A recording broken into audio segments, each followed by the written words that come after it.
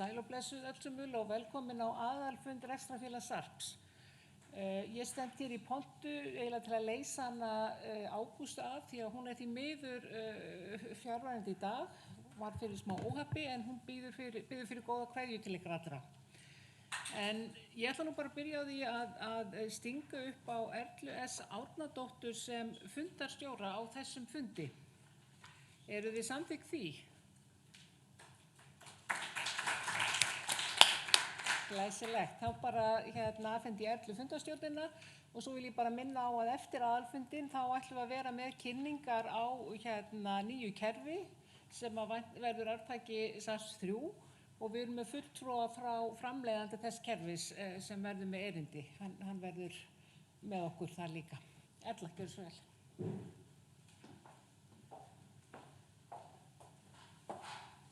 Þakka þér fyrir Sveinbjörg, komið sæl. Ég ætlaði að byrja á því að tilnefna fundarritara. Það stungið upp á Gerði Róbertsdóttur. Eru aðrar tillögur. Þá Gerður réttkjörinn fundarritari. Það var boðað til þessa aðalfundar með tölvupósti 11. maí og hann var ítrekaður síðan í síðustu viku. Eru einhverjar athugasemdir við boðun fundarins? Nú svo ekki, þannig að ég lýsi því yfir að fundurinn réttilega boðaður. Nú þá rétt að ganga til dagskrár og fyrst á dagskránni skýrsla framkvæmdastjórnar og það Sveinbjörg Sveinsdóttir sem hleypur þar í skarðið fyrir formann fulltrúaráðsins.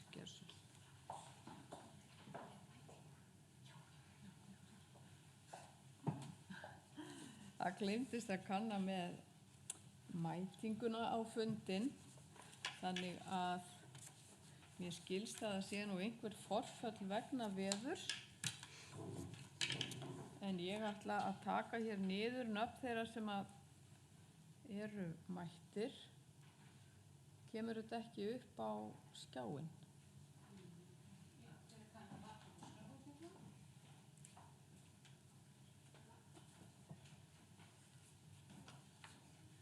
Ég kann það ekki á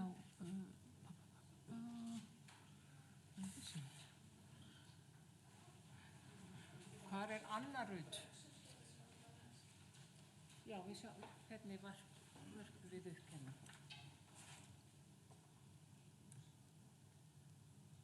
Já, þetta svona skjár? Já.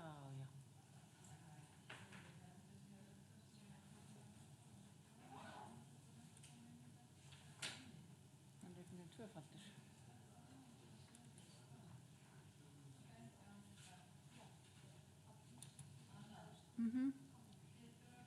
Okay.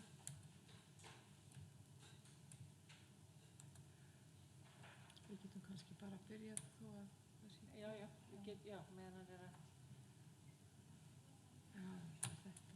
Ég held að sé það.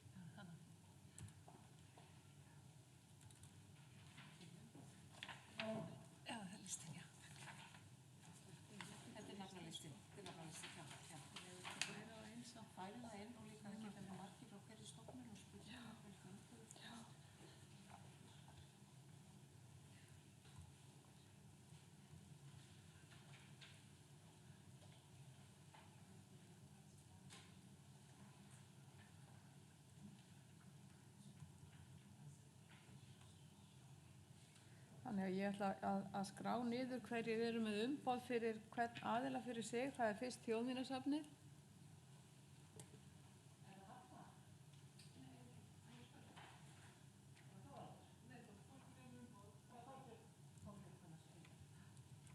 Þorbjörg Gunnarsdóttir. Síðan það Borgarsögusafn. Guðmundur Guðbrandur Hversu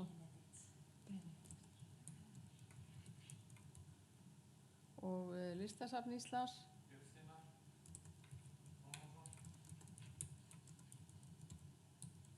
Minjasafnið á Akureyri, einhver á streyminu? Hanna og Vala, sjáum hverjir eru.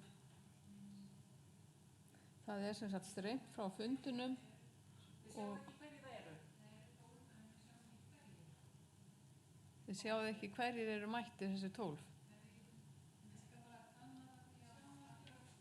Já. Menningarmiðstöð Þingeyinga, enginn hér í salnum allavega. Byggðasafnið Skógum, Byggðasafn Skagfirðinga, enginn. Byggðasafn Árnesinga, Sjóminjasafnið, enginn. Listasafn Kópavogs,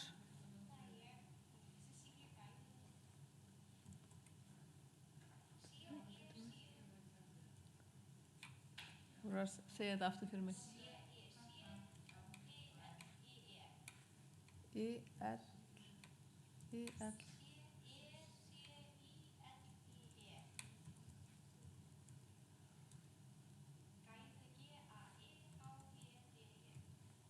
heyri svo illa utan á salnum. H-E-D-E. H-E-I-D, Ekki D, bara D. H-E-D-E. svona. Hafnarborg,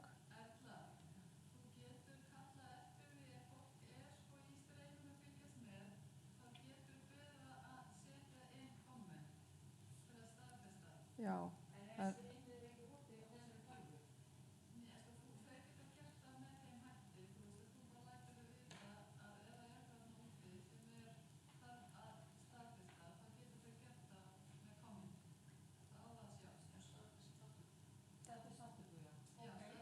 það er svolítið vont sko meðan ég er að lesa hérna í skjalinu og þetta, Það þarf að vera einhver út í sal sem les þetta.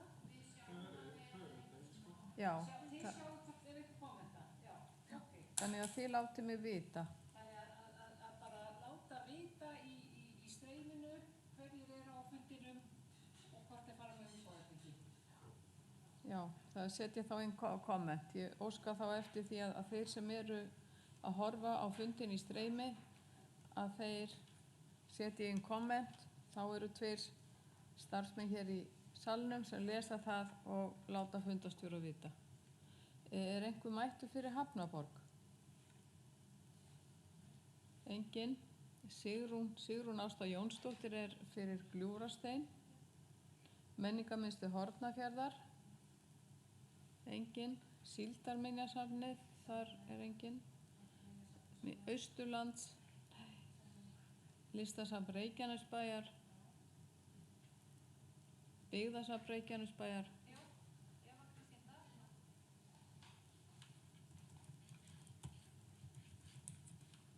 DAL, Safnahús Borgarfjarðar, Byggðasafn Hafnarfjarðar, Nýlistasafnið,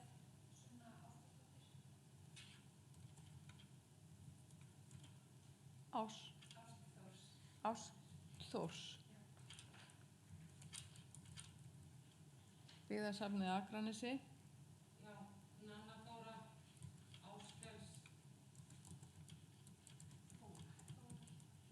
Áskels, já. Þóra. Nanna Þóra,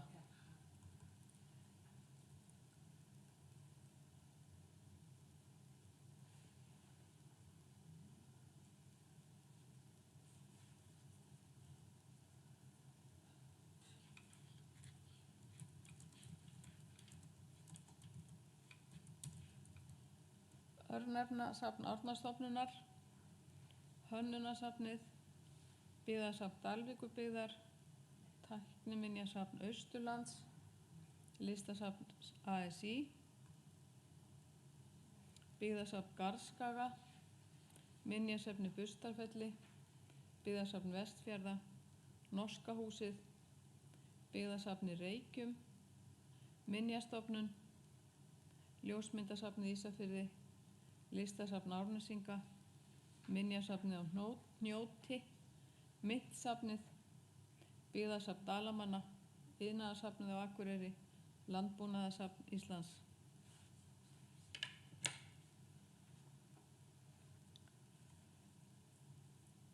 Ég held ég færi bara inn prósenturnar á eftir, eigum við ekki aðeins að flýta og skrái inn líka þá á eftir sem að eru mættir á Teams. Nú þá ætla ég að gefa orðið Sveinbjörgu með skýrsluna. Er eitthvað, þú finnur það eða það að setja með? Eru nokkri stelpur annúala sem að gáu náttúrusendir á steininu? Ekki komið? Nei. Nákvæmlega.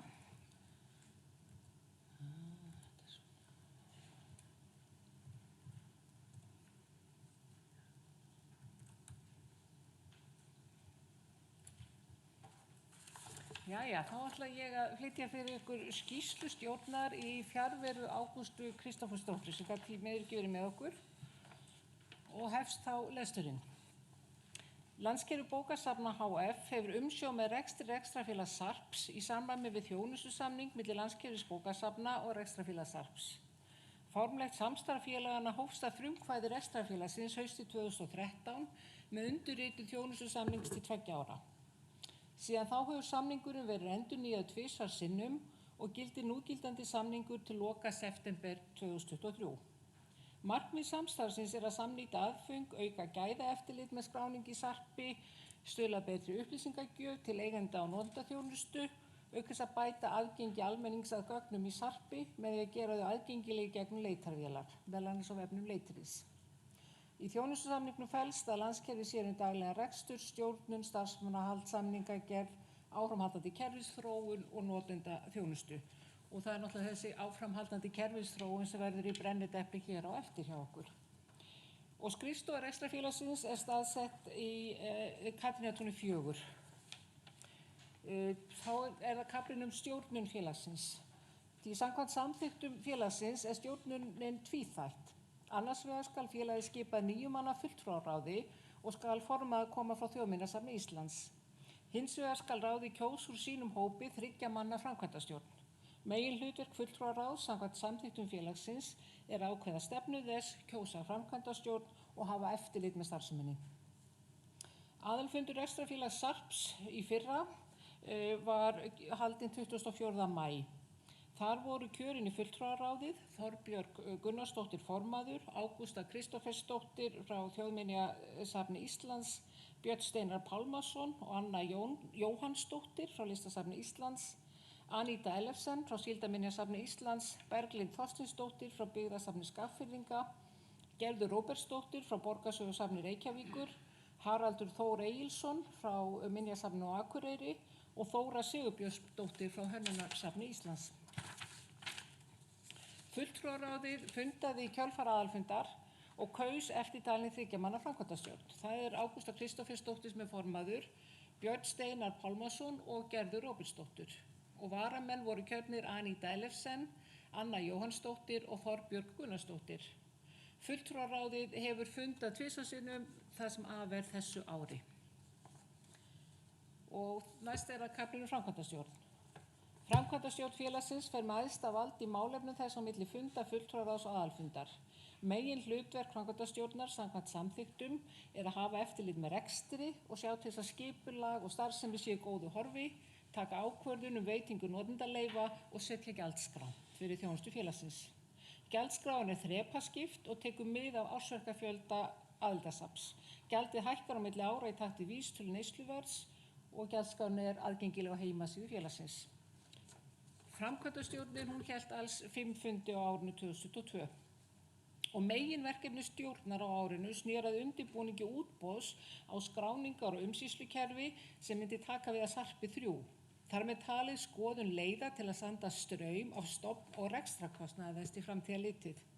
Svo kallað DAM-kerfi eða Digital Asset Management System sem stjórn telur nauðsynlega viðbót við nýjan Sarp bæði fyrir umsýslu en ekki síður varðveislu stafræns efnis kom þar einnig við sögu. Og líkt og sagt var frá fyrir ári síðan, þá rekstrarfélagið nú aðili að miðstöð stafrænna hugvísinda og lista sem undir Háskóla Íslands. Miðstöðin hún sótti styrk til endurnýjunar á Sarpi í samvinnu við félagið í nóvember 2021 og fékk samþykktan styrk 42 milljónir króna úr innviðasjóði Rannís fyrir endurnýjun Sarps 3 eða arftakan. Og rekstrarfélagið samþykkti að taka á sig greiðslu sem nemur 14,2 milljónum í mótframlag. Og með þessu búið að fjármagna stofnkostnað við nýtt skráningar og umsýslukerfi. Það hófst með þessum leiðum. Nú síðan í framhaldinu að þá sótti félagið aftur styrk í gegnum miðstöðina í innviðasjóð Rannís og þá fyrir þessu svokallaða DAM-kerfi. Þetta var í nóvember á síðasta ári en því miður fékk sú umsókn ekki brautargengi. Og við munum náttúrulega gera aðra athugun að málinu núna á þessu ári og sækja bara aftur og nú höfum við náttúrulega betri forsendur í rauninni fyrir slíkri umsókn og við bara erum náttúrulega bjartsýn að það muni hafast því að við þurfum DAM-kerfi til viðbótar við þetta nýja skráningarkerfi. Nú við fengum góðan gest í heimsókn því að hún Lilja Alfreðsdóttir menningar- og viðskiptaráðherra, hún sótti okkur heim 1. desember og á fundinum fórum við yfir starfsemi félagsins og samstarf við landskerfið og upplýstum ráðherra stöðu verkefnis arftaka Sarps með DAM-lausn og tengingu þess við menningarsókn, aðgerðaáætlun til 2030 og stjórnarsáttmála og tala fyrir mikilvægi þess að ríkið komi að því að fjármagna varðveislu menningarsögulegra gagna. Starfsmannahald. Sveinbjörg Sveinsdóttir starfaði sem framkvæmdastjóri rekstrarfélagsins og landskerfisins en sérfræðingar landskerfisins sinntu afmörkuðum verkefnum og ráðgjöf við rekstrarfélagið í 60% starfshlutfalli. Vala Gunnarsdóttir gegndi áfram starfi fagstjóra Sarps í fullu starfi. Svo fékk félagið kærkomin liðsauka Anna Rut Guðmundsdóttir hóf störf hjá félaginu 1. október sem sérfræðingur í fullu starfi. Og helmingur hins nýja stöðugildis verður fjármagnaður í gegnum öndvegistyrk sem fékkst úr safnasjóði fyrir árin 2022 til 2024 og við gátum sótt þennan styrk með aðstoð Borgarsögu Sarps. Það var milligönguaðili fyrir okkur. Og þetta náttúrulega alveg stórkostleg breyting í starfsemi félagsins að vera komið með annan starfskraft í fullu starfi og það mun auðvelda okkur mjög að takast á við öll verkefni sem eru framundan. Nú bæði fagstjóri og sérfræðingur eru starfsmenn landskerfisins en sinna alfarið verkefnum fyrir rekstrarfélagið sem að greiðir allan útlagðan launa og launatengdan kostnað bara samkvæmt reikningi. Þá það aðeins ársreikninginn sem að svo Björn Steinar mun nú fara betur yfir og eftir. Félagið var rekið á grundvelli fjárhagsáætlunar sem var samþykkt í upphafi starfsársins. Rekstrartekjur félagsins á árinu 2022 námu 53,4 milljónum króna en það skiptast í tekjur vegna notendaleyfissamninga 45,3 milljónir og styrkjur annars vegar öndvegissjóði safnaráðs í gegnum Borgarsögusafnið 4,8 milljónir og hins vegar styrkur innviðasjóði Rannís í gegnum miðstöð stafrænna hugvísinda og lista 3,3 milljónir. Rekstrarkostnaður ársins var 38,7 milljónir. Þar af var rekstrarkostnaður kerfis 13,3 milljónir. 4 milljónir af því voru vegna aðkeyptrar vinnu frá ráðgjafa og ríkiskaupum vegna útboðsmála. Laun og tengd gjöld voru 12,6 milljónir og annar rekstrarkostnaður 12,7. Hagnaður ársins nam 15,7 milljónum króna sem eru mjög góðar fréttir fyrir okkur þegar við stöndum frammi fyrir stórum verkefnum. Eigið fé félagsins í lok árs 71,4 milljónir króna og heildareignir 75,9. 40 milljónir króna af eignum eru bundnar í þróunarsjóði sem settur var á laggirnar á aðalfundi félagsins árið 2017 en hann lýtur sérstökum verklagsreglum líkt og kemur fram í skýringu 8 í ársreikningi sem liggur hérna frammi. Tilgangur með sjóðnum að gera félaginu kleift að leggja til hliðar fjármuni til að standa straum af kostnaði vegna stærri kerfa varðandi kerfisþróun Sarps og Sarpis. Veltufjárhlutfall sem hlutfall skammtímaskulda af veltufé 16,75, eiginfjárhlutfall sem hlutfall eiginfjár af heildareignum 94%. Þannig að félagið stendur ágætlega og síðan eru nánar upplýsingar að finna í ársreikningi sem verður kynntur hér á eftir. Og þá það verkefnið arftaka Sarps, mál málanna. Það var semst unnið að gerð kröfulýsingar fyrir nýtt skráningar- og umsýslukerfi á árinu og hún var unnin af starfsmönnum félagsins undir handleiðslu Bjarna Júlíussonar ráðgjafa og byggði á þarfagreiningu nýs kerfis sem verkefnahópar Sarps unnu í aðdraganda kröfulýsingar. Og að ræða lýsing á þeim kröfum sem eru gerðar til nýs kerfis og fyrirtækisins sem fer fyrir því. Og gæðakröfurnar skiptust í 2 hópa, nauðsynlegar kröfur, sjálfkröfur og æskilegar sjúttkröfur. Og nauðsynlega voru þær kröfur sem þurftu að uppfylla svo tilboðin sem myndu berast teldust gild. En æskilegar kröfur þær gáfu bjóðendum aukastig gæðalega og vigtuðu semst í vallíkaninu. Og Ríkiskaup sáu framkvæmd útboðsins og útboðsgögnin voru rýnd af sérfræðingu safna og fulltrúaráði áður en útboðið var auglýst 30. nóvember síðastliðinn á EES-svæðinu. DAM-kerfið var valkvæm viðbót við skráningar og upplýsingakerfið og það var engin bjóðenda sem bauð það aukalega. Var að ræða almennt útboð með forvali.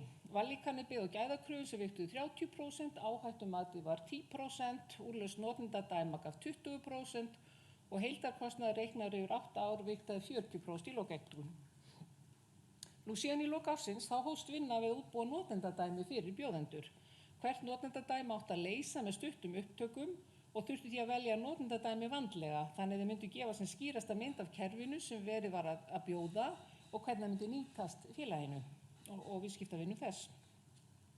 Frestur til að skilin tilboðum í nýtt skráningar- og umsýslukerfi rann út 3. febrúar þessa árs og það bárust 6 tilboð.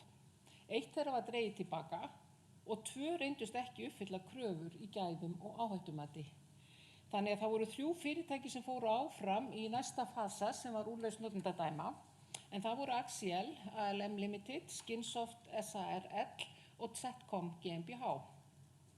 Verðumslögin, þau voru ekki opnuð bara fyrir í lokin þegar að niðurstöður dómnefnda og notendadæmum lágu fyrir og þá reyndi Zetcom GmbH hafa haft vinninginn en þeir buðu Museum Plus skráningar- og umsýslukerfið.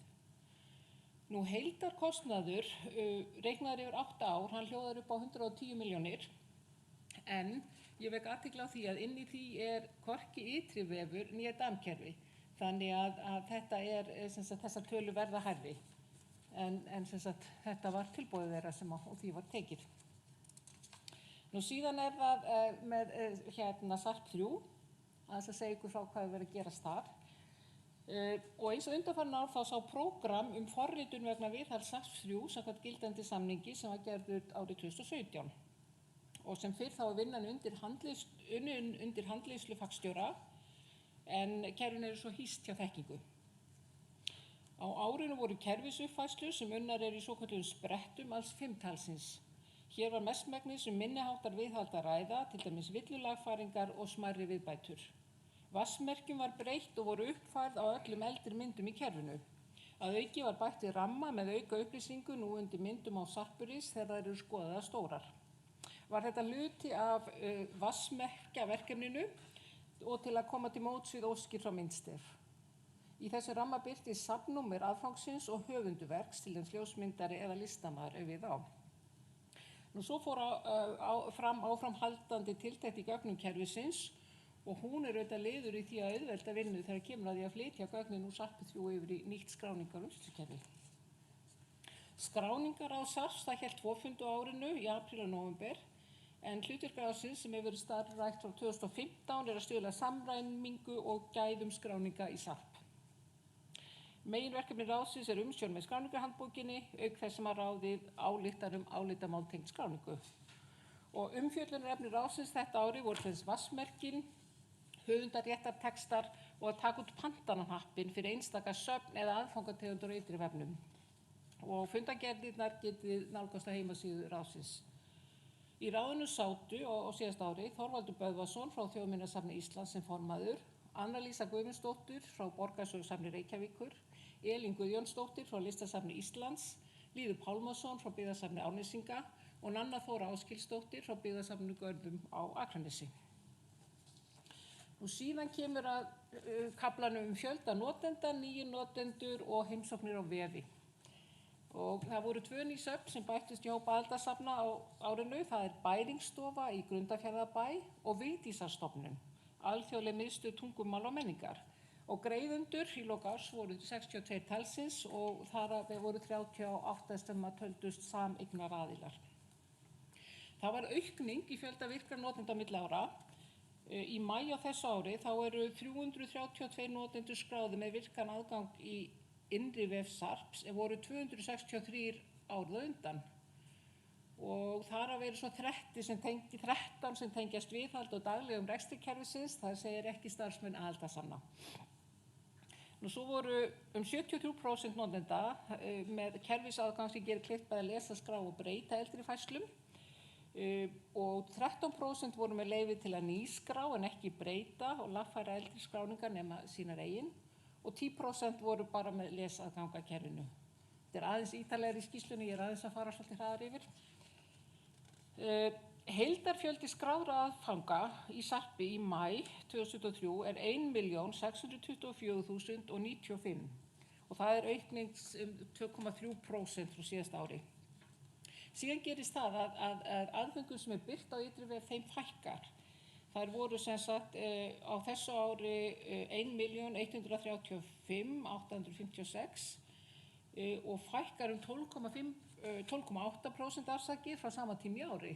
Og það má að hluta til skýra með tiltekt í kerfinu þar sem voru hreinsaðar út bara gallaða færslur, draugafærslur, tvíteknafærslur, en síðan það kannski sem vegur þyngra að einhver söfn þau tóku allar myndlausar færslur úr birtingu á meðan var verið að myndvæða aðföngin og þetta var til að mynda Þjóðminjasafnið.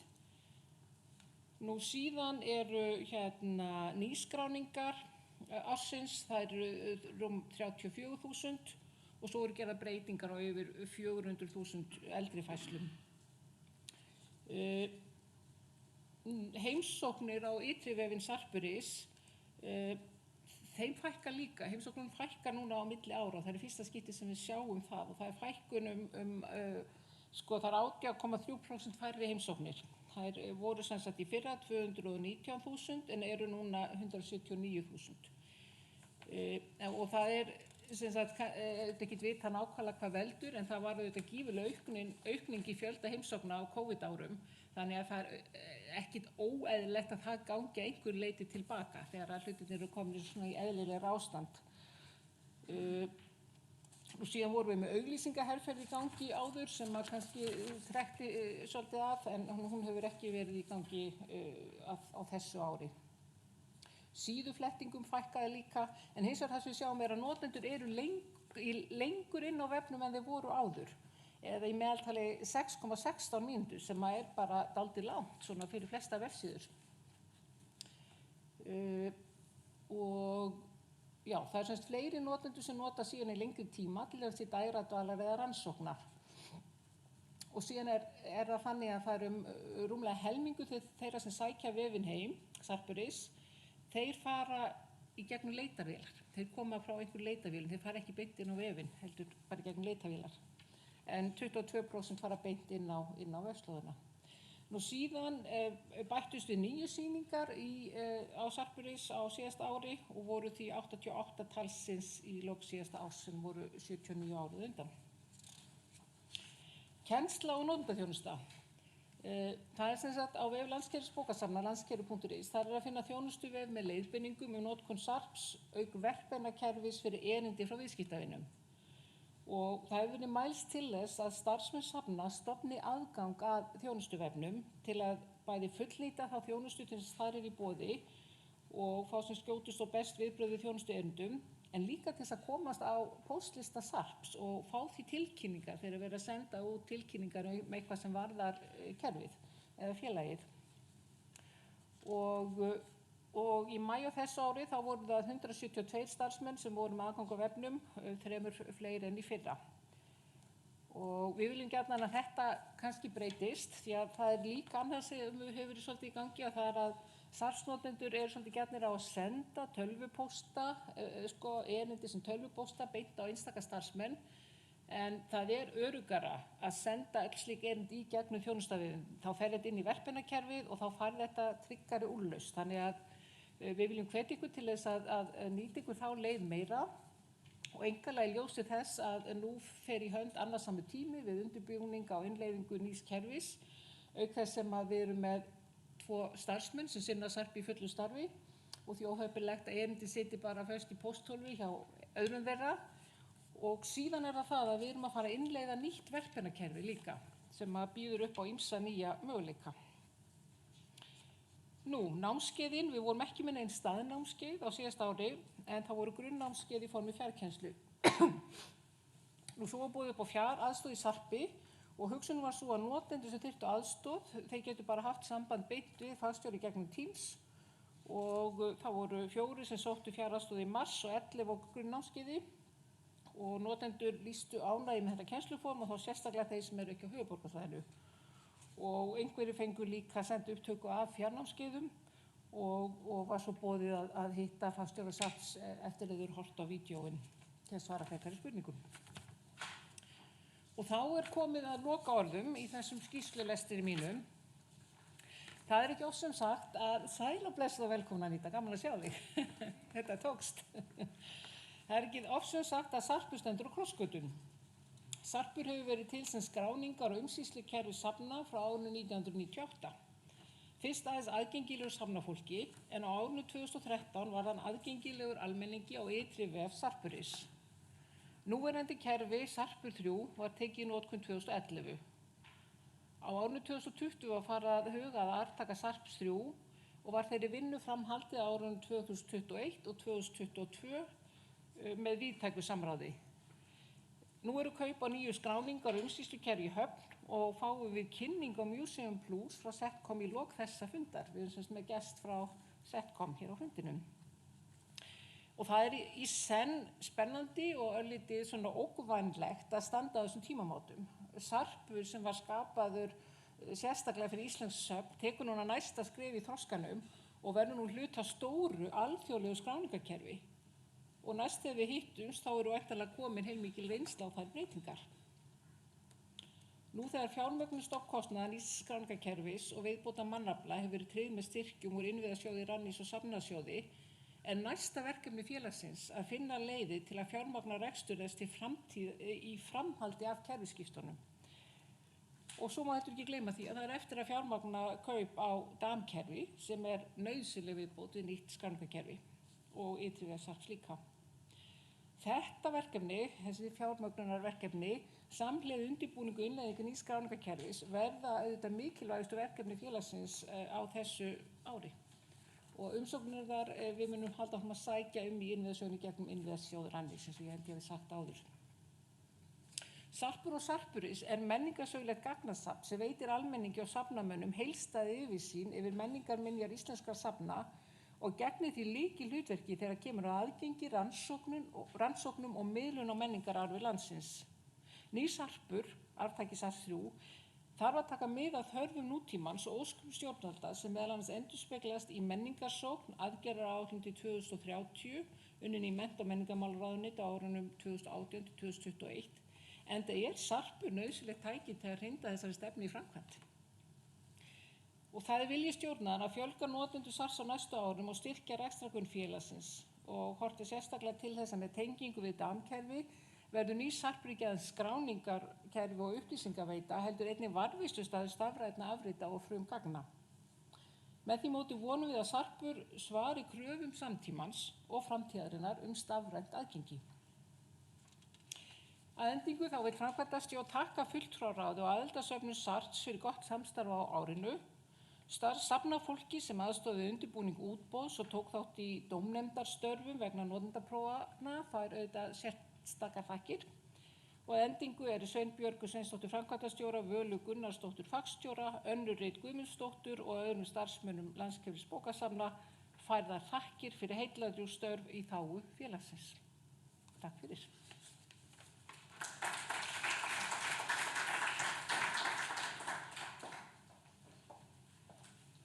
Já, við þökkum fyrir þessa ítarlegu skýrslu. Ég mun gefa orði laust skýrsluna þegar fjalla hefur verið ársreikninginn og ætla þá að bjóða velkomin til þess að fjalla hann, Björn Steinar Hólmarsson.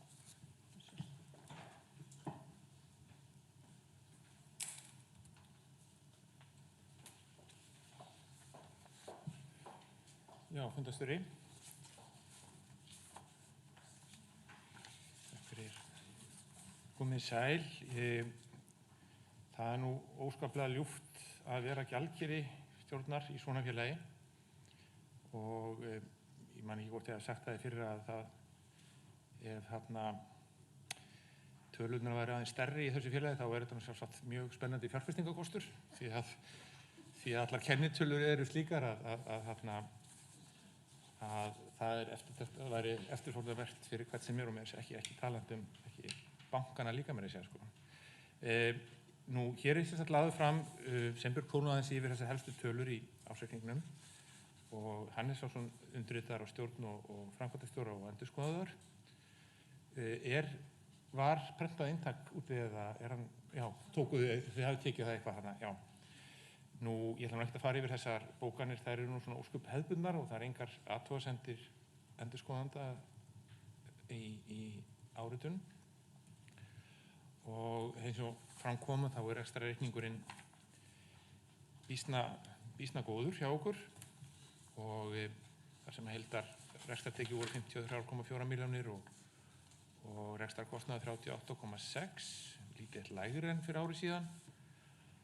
En að sama skapið nú hagnaðurinn að tvöfaldast hjá okkur en þá 15,7 á móti 7,8 í fyrra.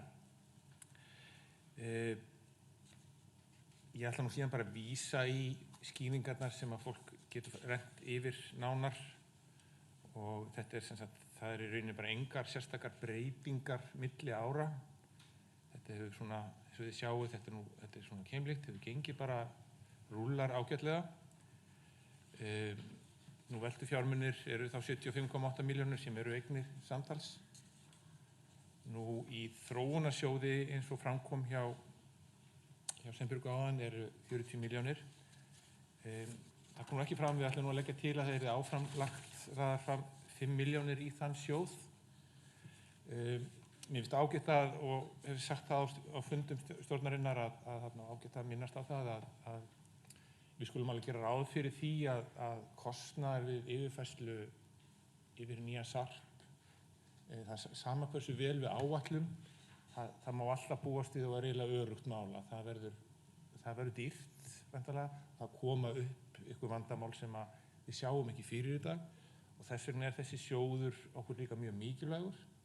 Og mikilvægt að leggja áfram inn í hann vegna þess að það eru bara svo mikil óvissa framöndan eins og við þekkjum öll sem höfum komið einhvern tímann yfir því að skiptum hugbúnað að það eru óendanleg vandamál sem koma upp og ég held að við séum bara vel undirbúin undir það og eigum að halda áfram að greiða þann sjóð vegna þess að það eru fullt af verkefnum framöndan þegar þetta komið eins og sem nefndi eins og danskerfi. Og síðan hérna, ef við rennum bara yfir þá nú þetta eigin fjár yfirliti, þá sér maður sem mismuninn frá milli árana, sko, fyrri taflan er 22 og seinni taflan er þá 21 og sem að svo sem skýrir sig sjálft að eigið féð er 71 milljón og síðan og sjóðstreymi líka með sama hætti ósköp mjög lítur vel út.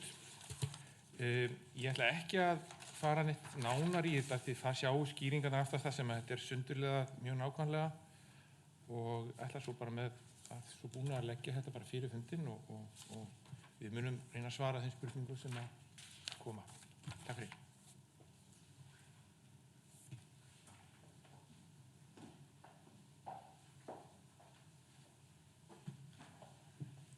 Ég þakka Birni Steinari fyrir og þá spurning hvort að menn hafa spurningar eða athugasemdir, annaðhvort þeir sem eru í salnum eða þeir sem eru vítt og breitt landið.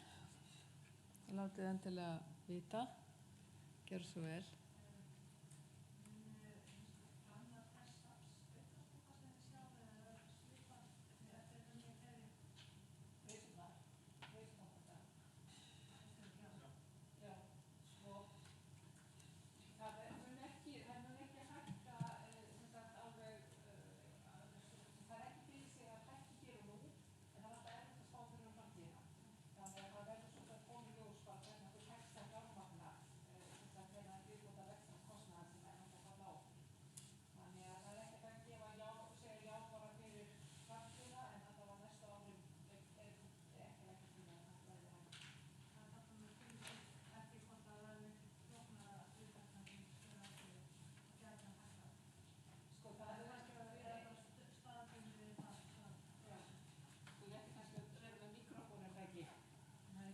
Betra til þess að þeir heyri sem eru fjarri.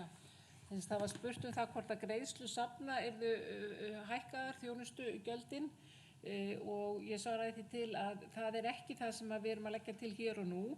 Þess þarf ekki í augnablikinu en við vitum auðvitað ekki hvernig hlutirnir þróast þegar kerfið verður komið í rekstur því að rekstrarkostnaður hjá okkur að hækka.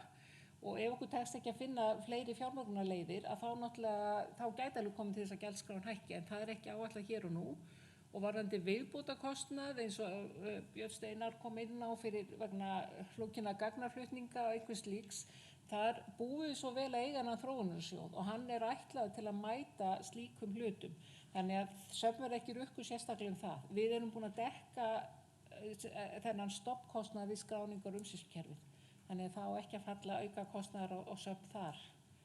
Þannig að það svarið. Fleiri spurningar? Gjörðu svo vel. Maður spurði kannski aðeins, takk fyrir bara frábærlega ársskýrslu og ferð. Ég finn með vinnunni, miklu vinnu sem að þurfa að vera til útboði og slíkt. Þú tæktir aðeins á því í skýrslu prófessora gjöld til ríkiskaupa og ráðgjafa. Bara hvað tölur voru aftur og því var ég veldur mig. Það satt fyrir að fara til ríkiskaupa að einhverjum hlutafélag og væntanlega með þeir svona hvað maður hefur reynt á sig hefur það verið einstaklega vel hægt að þetta staði. Bara kannski vera að ræða þetta. Það spurt aðkomu ráðgjafa og ríkiskaupa og hvort að málið þurfa að fara í gegnum ríkiskaup og Sveinbjörg ætlar að svara.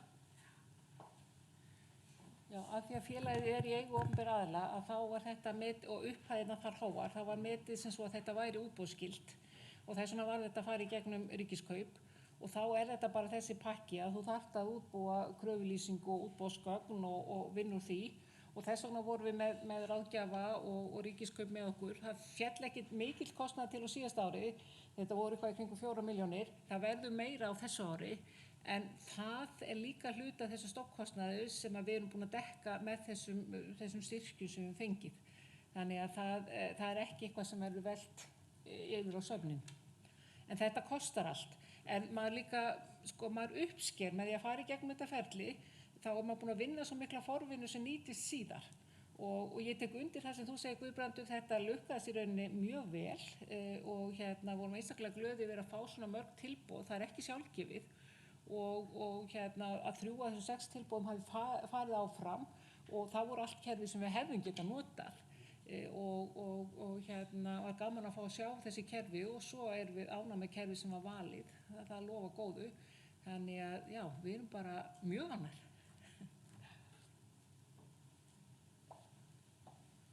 Hvað fyrir Sveinbjörg? Eru fleiri innlegg eða fyrirspurnir? Enginn sem vill tjá sig og hefur enginn gefið merki út á akrinum. Nú þá ætla ég að bera ásetningin upp og þeir sem eru samþykkir gefið merki. Einhver á móti? Og svo ekki enginn á móti í fjarfundi. Þannig að ársreikningurinn skoðast á samþykktur. Nú þá að fara yfir þær tillögur sem liggja fyrir fundinum.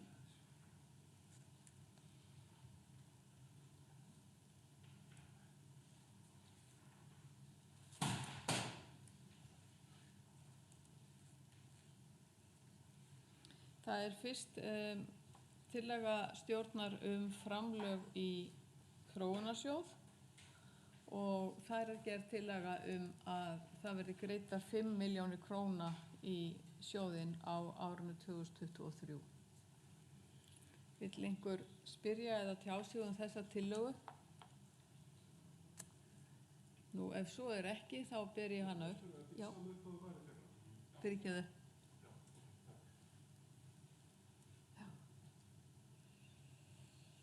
Ég ber þá tillöguna upp. Þeir sem eru samþykki gefi merki.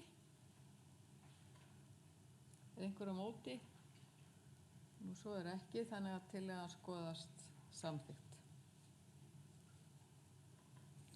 Það engin málefni til umfjöllunar varðandi nýja aðila eða breytingar á eignaraðild.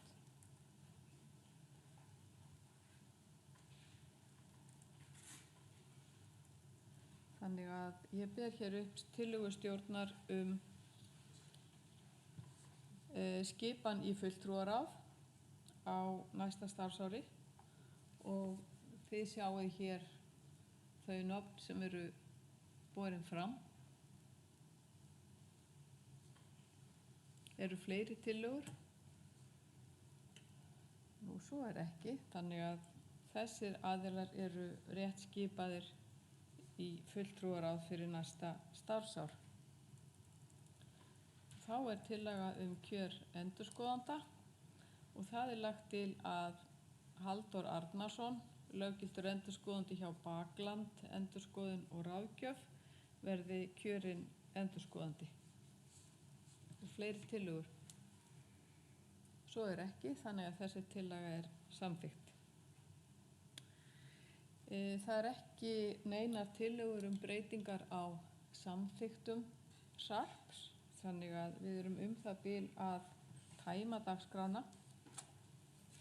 Eins og Sveinbjörg minntist á áðan, þá fyrirhuguð framsaga og umfjöllun nýja kerfið hér að loknum fundinum þegar honum hefur verið slitið. En ef það einhver önnur mál sem að maður verið að bera fram undir þessum lið, þá tækifæri til þess núna. Og svo ekki. Þannig að þá vildi ég fara fram á heimild fundarins til þess að fylla út í skráningu mættra og síðan að ganga frá fundagerðinni eftir að fundi hefur verið slitið. Þessu nokkra athugasemdir við það. Og svo ekki og ég segi fundinum slitið.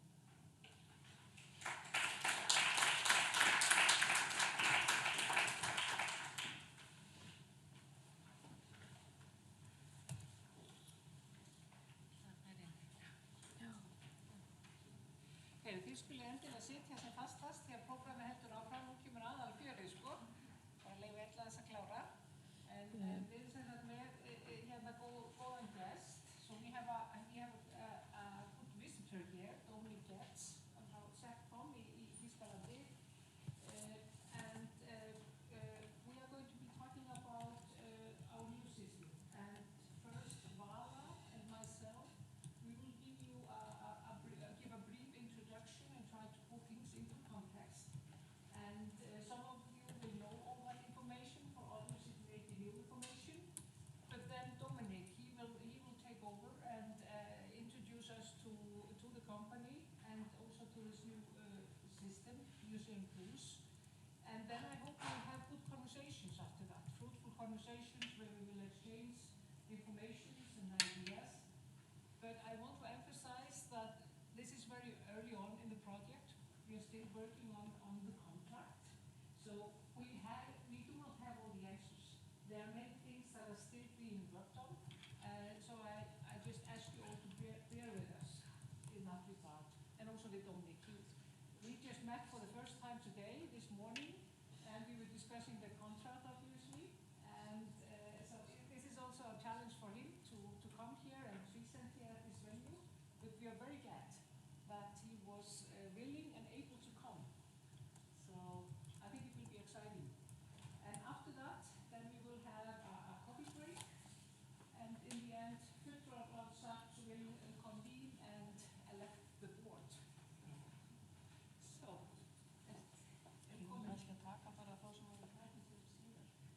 sagt núna, við erum enga stund að því, já, það er Aníta á Síldarminjasafninu. Já, var hún, ég er búin að melda hana hérna. Já.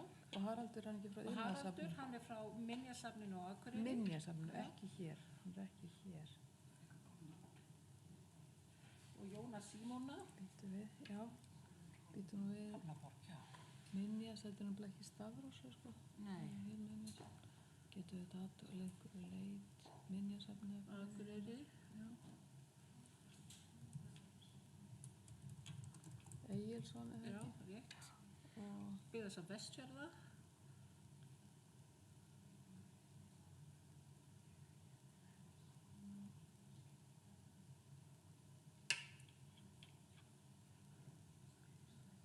Við erum alveg blindar. já, það er Jóna. Já, það er Jóna, hún er komin, já. Já.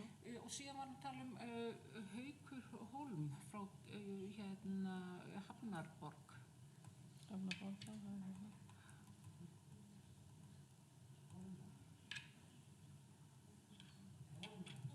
Þannig að þá er þetta bara komið. Já, það voru ekki fleiri. Nei. Nei, ok. Og svo getur þú þá reiknað út prósentuna bara á eftir Já, fundinu, er eða það bara ekki? vistum þetta. Já, já. Hólmar. Haukur. Hann heitir Hólmar. En hvers son er hann þá? Hólmar. Hólm. Hólmar Hólm. Hólmar Hólm, já. Afsakaðu.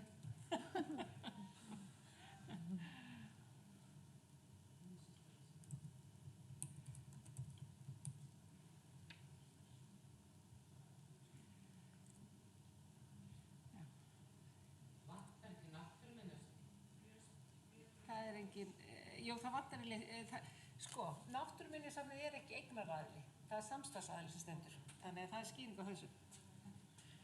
Hérna, þá þakka ég bara kærlega fyrir Erla, fyrir fundarstjórna.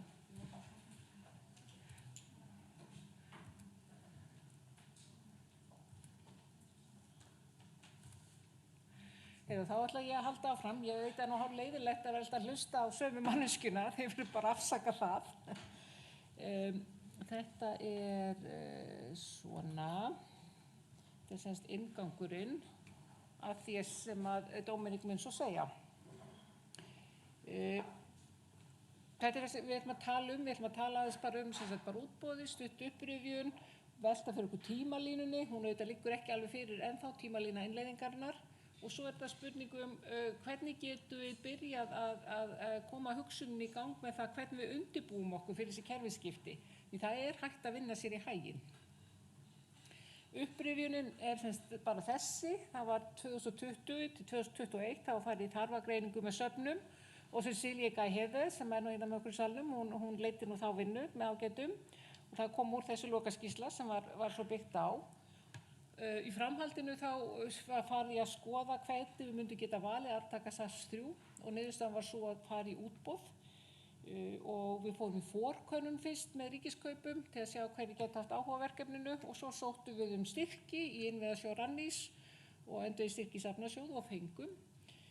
Og í fyrra þegar við vorum að tryggja að við hefðum fjármunina til að fara og kaupa nýtt kerfi, þá einhentum við okkur í að gera kröfulýsinguna og útboðsgögnin og útboðið var auglýst þarna í lok nóvember.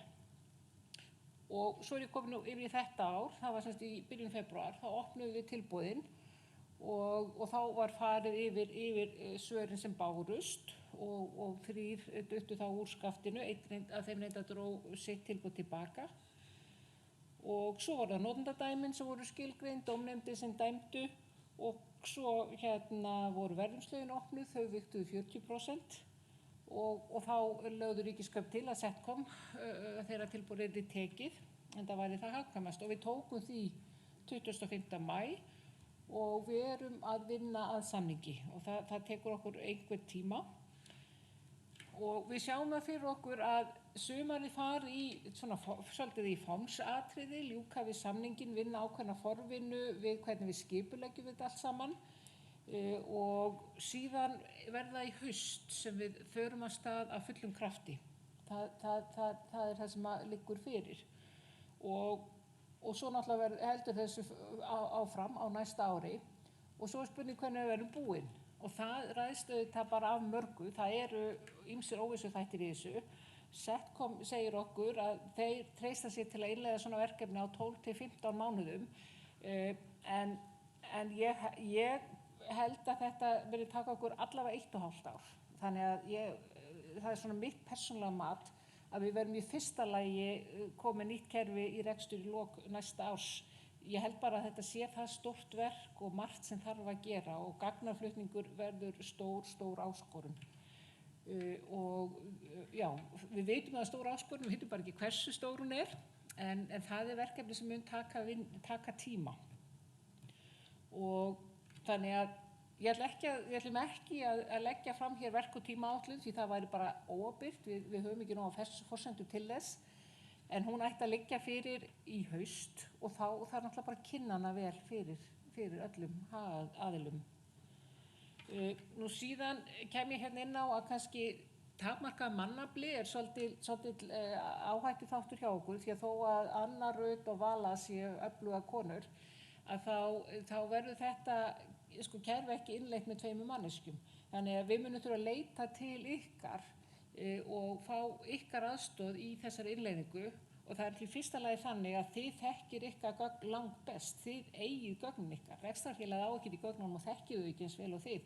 Þannig að þið munið verið í lykilhlutverki við að skoða þegar verður byrjað að flytja gögnin yfir, hvort þau hafi skilað sér rétt, hvort það sé ykkur ágalla að þeim og svo framvegis. Og svo erum við náttúrulega hjá Rekstrarfélagið Sarps heldur ekki safn, þannig við þekkjum ekki vinnulega safna með sama hætt og þið og það er auðvitað bara ykkar hagsmunir að kerfið verði sett upp þannig að það mæti sem best ykkar þörfum. Þetta er myndin sem að ég veit að Dóminik þekkir nú, þetta var í útboðsgögnunum og þetta er eins og þeir skipta þessu upp. Það er fyrst svona undirbúningsfasi, það sem er verið að setja verkefnið upp, það er Q1 til vinstri, initialization held ég, svo kemur á eftir specification, þar er verið að ramma verkefnið inn, ákveða nákvæmlega ná utan það hvaða verkefnið það er sem þarf að vinna. Þetta er ekki bara að setja upp hugbúnað og flytja gögnin á ít og takka og allt komið, þetta er ekki svoleiðis. Það er allavega configuration sem þarf að eiga sér stað og fleira. Og samþætting við þjóðskrá, við staðaskrá, við Ísland.is og fleira. Nú síðan í það sem þeir segi Q3, þá myndum við byrja á að prófa að flytja gögnin og setja kerfið upp og hefja einhverja þjálfun. Og svo þarf að náttúrulega stilla þetta allt saman af og síðan í lokin þá eru gögnin flutt í síðasta skipti og allt sett bara í gang og kerfið opnar. En þetta er svona í mjög grófu dráttum hvernig þetta unnir og Dóminik veit þetta náttúrulega miklu betur en ég leyfi mér nú samt að segja nokkur orð á íslensku líka þetta. Hvernig verður skipulagið? Eina sem ég kannski get sagt núna er að við þurfum náttúrulega að vera með verkefnahóp í kringum þetta stóra verkefni, það þarf líka að vera stýrihópur en í verkefnahópnum þá eru náttúrulega fulltrúar allra hagaðila, það er Setcom, það er Rekstrarfélagið og svo þurfum að vera einhverjir örfáir fulltrúar einhverja lykilsafna og síðan verða endalausir vinnuhópar því að þið eru sérfræðingarnir varðandi skráningu, varðandi umsýslu, varðandi forvörslu og allt þetta. Og þannig að þið þurfa að koma að verkefninu með okkur í vinnuhópum til þess að við setjum þetta nú allt saman rétt upp. Og nú ætla ég að hleypa Völu að. Já, ein spurning leið. Það gert ráð fyrir að gamli sarpur væri bara uppi og í funksjón alveg að koma til nýju. Jú, við gerum ráð fyrir því, þetta er kannski spurning líka fyrir Dóminik. The question is, Dominic, how long will we be able to keep Sarpur 3 in operation before we open Sarpur 4? And of course, we will try to minimize any downtime here, but perhaps you can comment on this afterwards in your presentation, how this is usually done. Yes. Já, bara eins og Sveinbjörg var að segja að þetta er aðalega það sem þið getið gert, er að vera meðvitið. Þið vitið hvað er að fara að gerast og taka frá tíma næsta vetur af því að við gætum haft samband til dæmis út af þessum vinnuhópum, mismunandi fólki, alls konar mismunandi vinnuhópa, til dæmis aðlagakerfið eða eins og að staðla einhverja lista betur. Það gæti verið sniðugt að vera búin að staðla á betur áður en við förum í nýja kerfið, eins og bara kannski einhver reitur sem er aldrei notaður eða einhverju svona efnalistar, kannski eitthvað efni sem algjörlega út í hött núna í kerfinu sem ekkert notað. Það er betra kannski bara að taka til og ekki færa það yfir og eitthvað svona. Við erum náttúrulega búin að vera að fara að taka til með forritaranum okkar og hann er búin að vera að skoða alls konar skrítið sem hefur komið upp og við erum búin að senda nokkra svona lista til nokkra safna þar sem við biðjum að bara skoða, fá kannski Excel-lista yfir kannski einhverjar 20 skrítnar skráningar og þá erum við kannski að spyrja, er þetta einhver rusl eða er þetta í alvörunni 10 skráningar? Svo er búið að koma dálítið af þessum draugafærslum upp. Þetta er einhverja færslu sem enginn viss að væri til en það er einhvern veginn bakvið og við erum eiginlega bara að reyna að giska hvað gæti farið úrskeiðis í gagnaflutningunum. Við höfum ekki hugmynd hvort þetta eigi eftir að gera eitthvað slæmt en við viljum helst bara vera búin að taka til sem mest bara svona af því bara. Og já, þannig að ef að þið fáið eitthvað svona lista frá okkur þá bara kíkja á það og við tækifæri og láta okkur vita þegar það er búið að aðhafast eitthvað. Og eins og Sveinbjörg sagði, þekkja ykkar gögn af því að það mun flýta svo mikið fyrir. Auðvitað munum við reyna að passa upp á að allt fari rétt yfir en þið gæti séð það löngu á undan okkur, hvort að það er eitthvað sem klúðraðist í einhverju gagnaflutningunum. Svo gætu þið nota tækifæri kannski til að yfirfara einhverja skráningar, ég veit það ekki, en svo seti líka með er gott skipulag á gripaljósmyndunum ykkar, sem sagt á ykkar drifum og skýjum, af því að það getur hjálpað að sjá nákvæmlega hvar myndirnar ykkar er geymdar og svona, bara svona upp á framtíðina. Það er mjög mikið það að undirskrár voru gerðar bara fyrir löngu síðan og svo hafa þær aldrei verið notaðar, þannig að mjög mikið að tómum undirskrám hjá mörgum söfnum bara, má henda eitthvað að því út, þarf að færa þetta allt yfir, bara svona aðeins að kíkja á það og ég segi þetta sé bara svona tækifæri til að endurhugsa og taka til. Og sama með varðveislustæðina, stundum er búið að bara loka einhverjum varðveisluhúsum eða færa allt úr einhverju húsi og þeir hanga ennþá inn í Sarp einhvers staðar bakvið, þó að þeir séu kannski ekki tengdir við neina gripi, þannig að það væri gaman að taka til þar líka, bara svo það sé ekki verið að taka þetta með í nýja kerfið að óþörfu. En já. En það er aðalega bara eitthvað svona sem við vitum að gæti gerst núna. Þetta er aðalega þetta með að vera tilbúin að hjálpa okkur í svona verkefnahópum og svona aðeins að pæla í sínum gögnum. En þá vil ég bara bjóða Dominik að koma og segja okkur aðeins frá Museum Plus og Setcom. Það var spurning frá Sigurði Ástu. Já.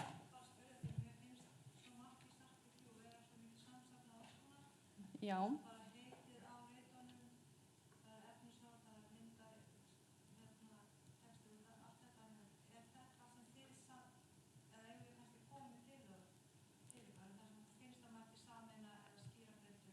Það má alveg gera það fyrra bragði en við gætum örugglega haft samband líka. En endilega, það er bara allt sem ykkur dettur í hug, það má senda það inn. Já, við vitum. og ég er aðeins bjartsýnn eftir að hafa talað pínu við Dominik í morgun að þeirra virðist vera betra en okkar. Sem sagt að tengja saman efnisorð, samheiti og eitthvað. Já, ég er bjartsýnn. En auðvitað verður alltaf vinna við að laga þetta til. Já.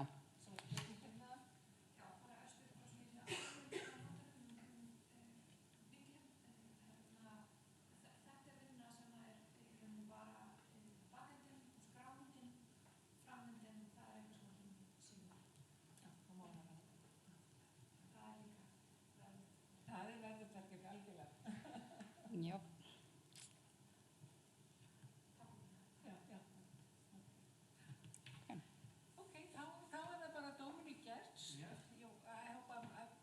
Your name correctly. Perfect. From Setcom in Switzerland, now in Oslo.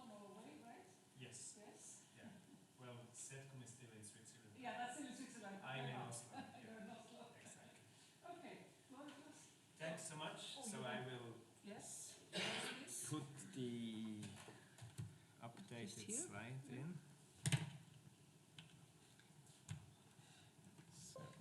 So I understand Nest is Dominic. So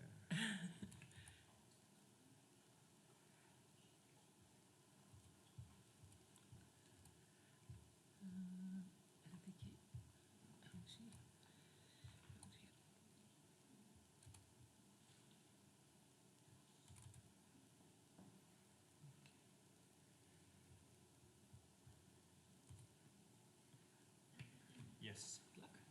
Thank you so much. So first of all, thank you for having me on Iceland and inviting me for this meeting today. It's a pleasure. I've never been, so it has been a good experience. I did a Reykjavik walk, so I'm a bit familiar with the venue I visit, so thanks for having me today. As discussed, I would like to give you a quick introduction to Setcom, to who we are, whom we serve, and what we feel is our mission in this project. Obviously, I would also introduce myself. So Dominic Gertsch, yes, I'm a Chief Commercial Officer for Setcom, so responsible for the sales and consulting teams globally. So I have colleagues in Bern, Berlin, and the US, and I was heavily involved in this tender procedure, so I did read all the requirements. First of all, thanks for that. It was very precise, though comprehensive. I did also read a lot about integrations coming, and that's probably what's, well, on the one hand, scary always, you know, integrating with existing systems, integrating with local repositories and vocabularies. But on the other hand, that's actually what makes, well, my life fun. I do like new challenges, and we have, well, managed to do quite well the last 20 years. Obviously, I will keep it quite short today. I would also happily share the videos that we prepared during the tender for the broader audience, so everyone who might not have seen them, I'm happy to share them. So then I won't do a live demo today, obviously. It would be a bit too detailed, but I'm happy to also give you some glimpse about the product. And on top, please then also ask questions. I'm traveling here to answer as much as I can. So yeah, after my short presentation, just give me some questions. Well, basically, so Setcom is part of a consortium called the Culture Software Group. Currently, we're two sister companies. On the one hand, Setcom. We are really focused on delivering a collections management system as well as publication portfolios for the public, so visitors. And on the other hand, we have a sister company in Vienna that we acquired last year that focuses more on the museums as visitor. So on-site and remote challenges, you know, guides and the likes. And we live under this one roof, the Culture Software Group, and we aim at growing in the years to come. We are located mainly in Europe, so founded in Switzerland, have a headquarters in Bern, Switzerland, and well, now a bigger office in Berlin, and have some colleagues in the West and South in Barcelona and Paris. And we also serve the US market from a local team, and then collaborate a lot with our colleagues in Vienna whenever it is more customer experience or visitor experience. We have our 25th anniversary this summer. So in June, we're all gathering in Bern, about 85 colleagues from across the globe to celebrate 25 years. And we've always been really focused on this one niche, on this one industry, museums and collections management, and do so by delivering to both museums, consortiums of museums, often also governmental institutions, scientific institutions within municipalities and the likes, but also serve archives out of the same product and portfolio, as well as larger private collections and corporate archives. It's always founded on international standards, obviously. helpful. There are standards that make sense that one can build into these type of collections management systems. And we are, of course, always looking to contribute with ICOM and the likes to continue being in the discussions on how to build and expand these standards and then adopting them back into our products. We just rounded about 1,200 museums, galleries and archives starting of this year. The numbers are already outdated. It's now 37 countries when we include Iceland and Canada. And we grow at about 40 new museums a year that join the Museum Plus ecosystem. Now, this sounds like a lot, and it is. On the other hand, there's still many new customers joining every year, and it ranges from quite small, let's say 1 to 2 concurrent users, to very large institutions that rely on our products. So it can be quite heterogeneous and quite complex, and other museums are quite focused on certain areas only. But we're happy to serve all types of institutions. We are around 85 full-time equivalents, so it's about 100 heads working at our different offices, and we have only colleagues in-house, so we're not working with subcontractors when it comes to the delivery. It's always going to be a SETCOM responsible for your project. The client base, as I mentioned, can vary. There's obviously quite a big number of customers in the German-speaking area, Switzerland, Germany, Austria, but we have also had some very nice growth in the Nordics over the last 5-6 years. So why did we, apply for this gig when it was published? We did really feel that we have relevant experience to bring, not only from the product, but also from delivery perspective. Ultimately, software is the one thing we do. We do develop this product and continuously do so for 10 plus years with the web-based generation. But on the other hand, we know that the delivery project, so let's say the initial, you said 15 months, I'm sometimes a bit more optimistic, let's say 14 and a half months of delivery is actually a big deal. You need to understand what you're doing, what you deliver, and more important even what you find. So usually these systems are grown systems that have been used for years with millions of records. So we do feel that we have the relevant experience also to deliver in, well, let's say, quite complex environments.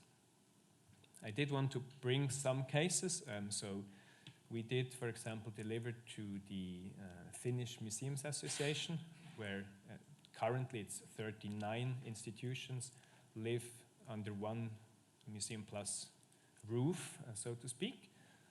So it has all started more than 5 years ago, but it continuously grows, and we have new customers joining in Finland every year.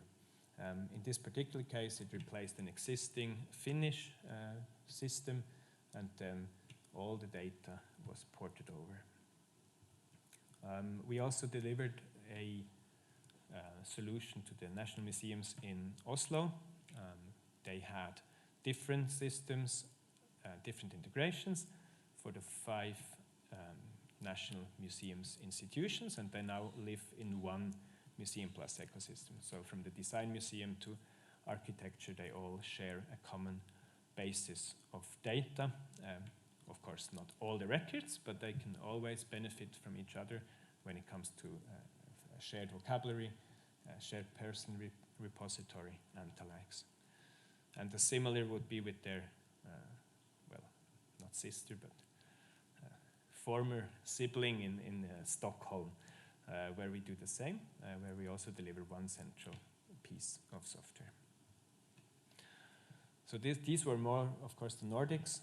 We would also then, of course, be thrilled to invite you guys for a Nordic user group convention. We're doing the first one now after the pandemic in Oslo in October, and obviously we will be inviting your Icelandic colleagues in the future, and looking forward to that. And so do the colleagues in Oslo, actually. They congratulate you, but also us for working together. So this is more and more a thing that we have encountered in the different regions. So it's not only, let's say, in Europe or in the Nordics where we see these type of consortium projects. We have also been delivering to Singapore, the National Heritage Board, where a central agency adopted a new system to replace a whole set of 6 different legacy database systems to include it into one Museum Plus database, also with the goal to, on the one hand, grow with each other, growing more harmonious when it comes to use of vocabularies and the likes, and then of course also publishing the data online to the visitor and to the local colleagues as well as researchers. So this concept of the consortium grows, and we also invest heavily in adding features that allows you to collaborate more closely between the institutions of a consortium. When it comes to the relevance, of course, there's the number of institutions here. In this particular case, that was a challenge. So you can always expect that it might be quite heterogeneous, that there will be millions of records in the end, and that it will constantly grow. And I can honestly say that we have, we have learned as well. It's not all sunshine and honeymoon. These are real projects. There's a lot to do, a lot of work, a lot of data to analyze and port over, but we really successfully did so in many cases, and we look forward to doing it here with you, in contact with you, and then of course with the bigger audience. What we look most forward to, as I mentioned, is really also integrating these local repositories so that we can actually benefit of all the research that has been done, and then porting that back into the Museum Plus database by connecting to these 3 major tables that we have for people, places, and other vocabulary. When it comes to the community and serving a consortium, there's of course a bit of a difference than if you have let's say one museum. Obviously, we need to build a long-term partnership. You don't just change this kind of system, you have then also to live together. So as I mentioned again, the honeymoon shouldn't go into too much of a hangover. So we will do whatever we can to make a smooth delivery, so that we can replace the legacy system and take on what was good and try to add more value, of course, from our end. We, of course, also by growing in these type of relationships with our customers, want to also always make sure that we have local documentation. In this particular case, there will be the question of localization, so we need to localize it to Icelandic. I'm quite fluent in Norwegian, but when I read your slides, I was lost. So yeah, we will need your support to port it over to Icelandic, both the field catalog and obviously also then certain documentation that is specific for Sarpur, or Museum Plus, how I would call it.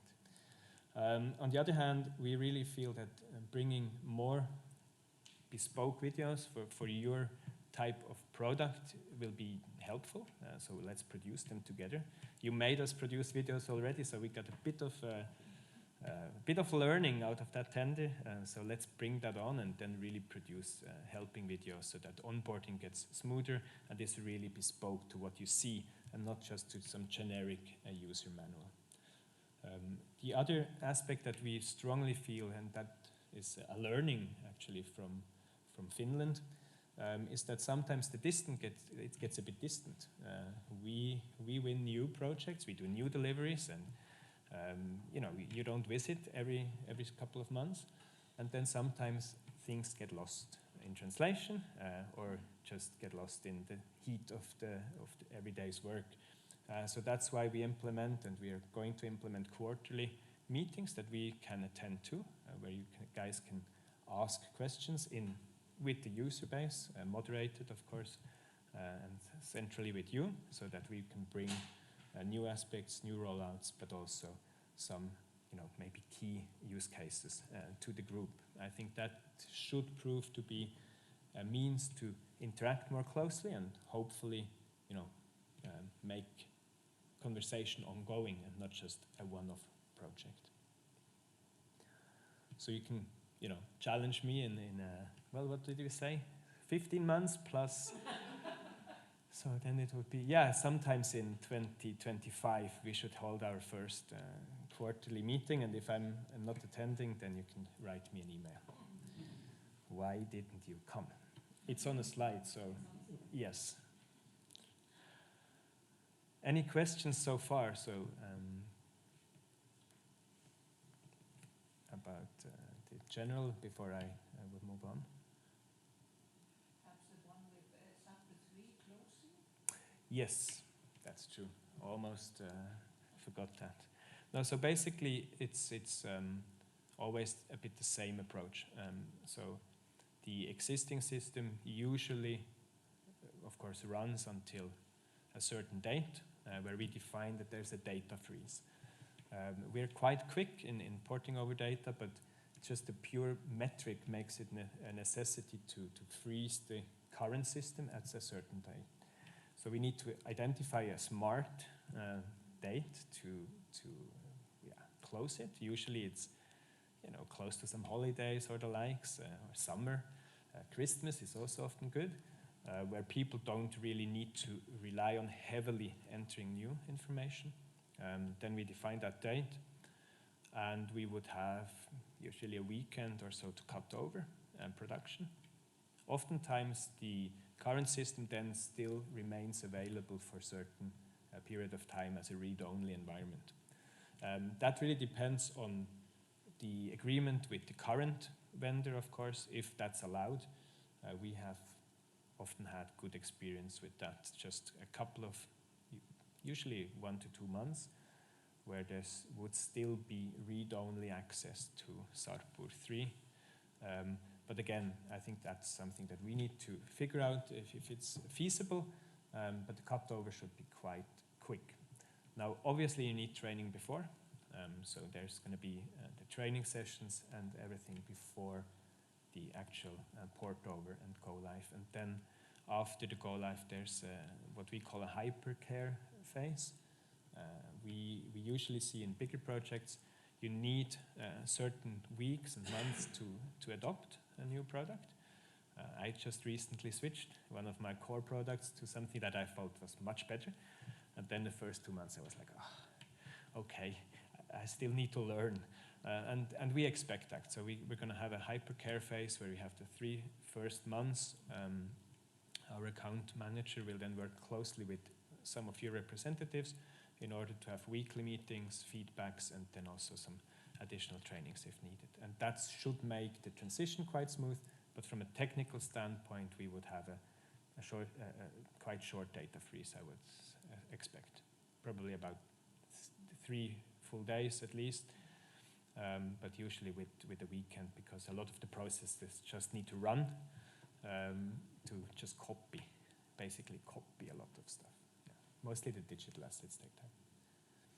I hope that gives you some indication. But again, it looks a bit different from existing system to existing system. Any other aspects on prior projects, SETCOM? Yeah.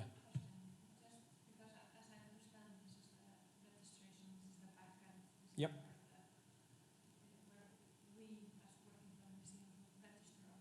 Yep. How will this then translate to the face of Sarpur for the public user? Just be the same color? So for the visitors, let's say, or Sarpur IS. Okay. Yes. Now it will also be changed from the current look and feel to a renewed look and feel. Any? Þetta kannski eitthvað sem áættir að móta, þetta þarf að vera yttirvegur, Sarpur East, og þetta ástand til að skýrast hvernig þetta verður.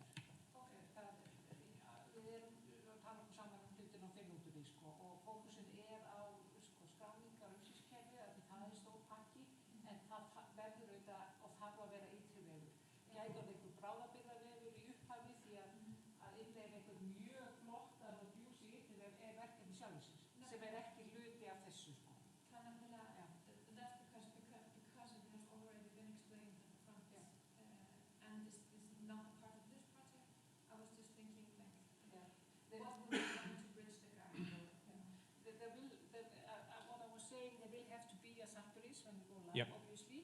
There's no way around that. And we need to figure out a good way to deal with that. Mhm. We're still talking about it.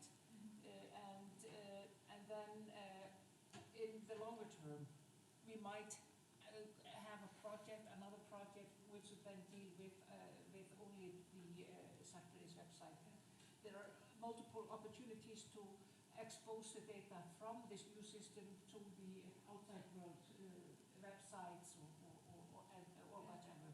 But Is it's there a possibility to do that through the museums? You know, is there a possibility for my institution to like have sort of a bridge between this system? That's amazing. That is what is new in this new registration system. You can extract the data Yeah. via APIs and expose just your collection. Yeah. But this is a project of its own, I think. Yes, basically, yes. There are different challenges, of course, to the, let's say, public-facing internet page than to the back-end facing tool. Often different requirements as well. Not often, always different requirements, obviously. We do have a standard presentation layer called eMuseum Plus that natively connects to Museum Plus through the API, and thus makes it quite, let's say, achievable and rather easy to build. Nevertheless, you will always have the discussions about corporate design, identity, footer, header, design, coloring, and the likes. So some customers go with our publication tool, while others build a bespoke website, then integrating and pulling data from the Museum Plus backend through API. Yeah. And then the data is usually updated, hourly, monthly, or weekly, whatever the customer actually decides. It's never real life, but whatever you put on to be ready for publication based on certain rules. Usually, you don't publish everything, of course, and not all the information. It will then deliver the information out to the public. Yes. Yeah. Any other questions?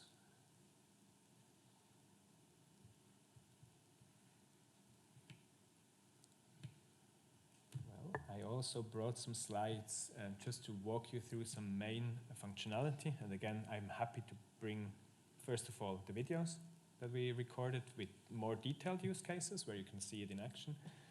Then we're also going to share the application with the Sarpur team. We already have a running prototype based on our standard product. That was, not heavily, but quite some configuration done for the tender process.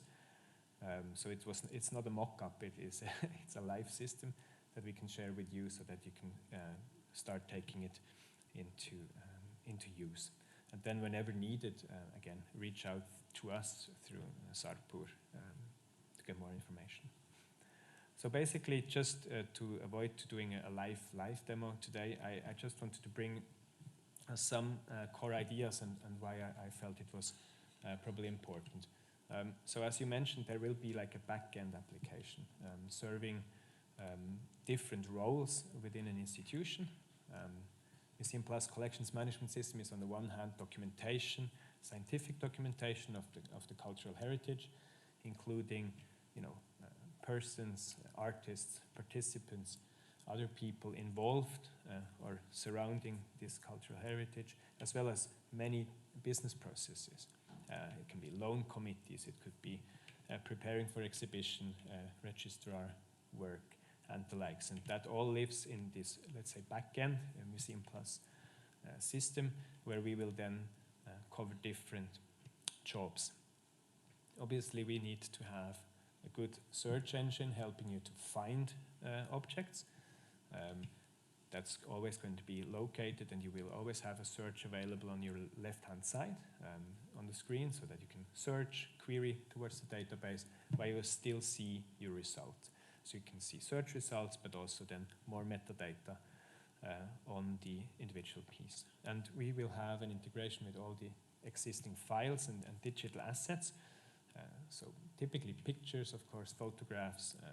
It can be old PDFs and the likes. All type of digital assets that is linked to either an object, but also all other types of procedures. So we will always have a search and the digital assets available for all type of processes and procedures. What we try to do in the project with you will be to, on the one hand, identify what is in Sarpur 3. As I said, I did see the table, the data structure, so we know a bit what to expect. But obviously, after having it mapped all out, we will need to define the main views, so the main object views. So let's say a more scientific view for the people who really register information in detail. We would obviously also want to have a more core data view for certain users. We see there's different groups of users. So we have the public. They would usually not connect to Sarpur, but visit the website. Then we have often volunteers, internal stakeholders that do not scientifically document, but they still want to do research or they need to do checks in the database, and they should have a restricted, or they could have a more restricted view to the data so that it's a bit more easy and probably a bit more enjoyable navigating the system than having all this information at hand. What we will really do is trying to identify patterns within your data with the team together to identify what type of data masks really serve the purpose for this consortium. We also have the possibility to have different views that are tied to object types. Of course, certain object types share metadata. An object can have a person involved and so can an archive record, but there's a lot of other metadata that is not really sensible for the one or the other. And we do believe in that there will be always one or two different main categories that then will have a more polished user interface to really serve that object type more closely. So archive, for example, will be something that typically looks a bit different, but it has the same basic functionality available. What we also see is quite useful and widely adopted is to display your data in tabular structures, table views, where you would see a certain amount of information. Of course, you can alter the table, you can add a column, you remove a column, sort by it, and the likes. This is really in everyday's work we see people want to query the database on the one hand, but also extract some data without doing a complex report. So it's kind of this, what you see is what you get approach. You can prepare it, filter it, and then, for example, share it with someone, either within or then also with external colleagues. The next thing at hand would be more a tile approach if you want to, let's say, digitally walk your collections just to explore. We see that quite often when communications department or sometimes certain directors and the likes, they don't scientifically document every day, but they would often query the database. So we have a tabular, but also then, of course, a more like visual appeal to the data, if it is available, if they have a picture. Otherwise, it's a bit sad. When no picture found, tiles is not that fun. We also have, of course, many type of procedures and that take step-wise. Next step, next step, next step. For example, planning an exhibition, planning a contract. There are certain steps to walk through. So whenever there's a status concept, we will make use of this type of Kanban board view, where you will move a procedure or an object along certain statuses. And you can then more easily filter what you're doing and also visualize where you're at and then always navigate to the object at hand. This comes in very handy in all the registrar procedures, where you actually handle different requirements from different departments and stakeholders within the museum and keep track on that. When it comes to the consortium, there's actually something that is quite unique and only, let's say, built in for customers of the same or similar type. It's not only to have objects and the rest of the information documented, but you also have some key information about the different museums that live within the consortium. Well, why? First of all, it's for administrative purposes, so you need to understand, okay, these users belong to that institution, to make it more easy to add new users, to keep track on who has access to what. And also one of the requirements often is to share certain information between institutions. So we need this concept of the museum within the database, allowing us to identify certain rights and rules, but on the other hand also to keep it on track. And then also to feed the public website.